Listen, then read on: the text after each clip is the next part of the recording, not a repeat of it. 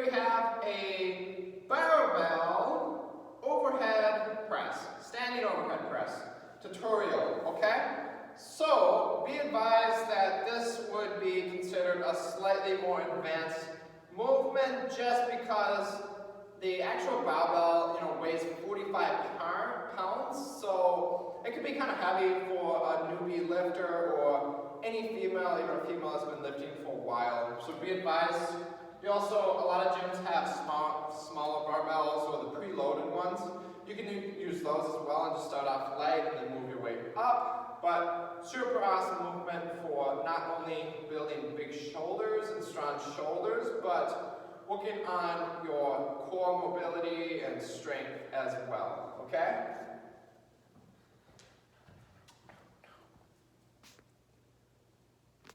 So, all right, we're going to go ahead and get into the tutorial today.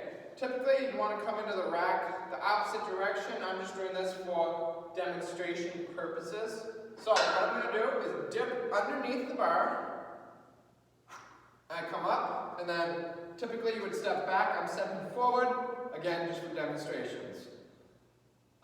Big breath in, squeezing my glutes as hard as I can. Big breath, up, up, up, and then I poke my head through, and the barbell is directly over my head. I come down all the way until it taps my upper chest, basically. Or my clavicle, really. Up all the way, and down. Notice my elbows come forward each time. It's not like this, it's forward. Let me show you from the side here. Okay, so I have slightly wider than shoulder width stance down on my feet, squeezing my butt, squeezing my back, bracing the core, barbells here, big breath, up, overhead, so it ends up right over my actual head, and then I'm coming down, down, down, here, up, down. Just like that, and then you can put it back up onto the rack.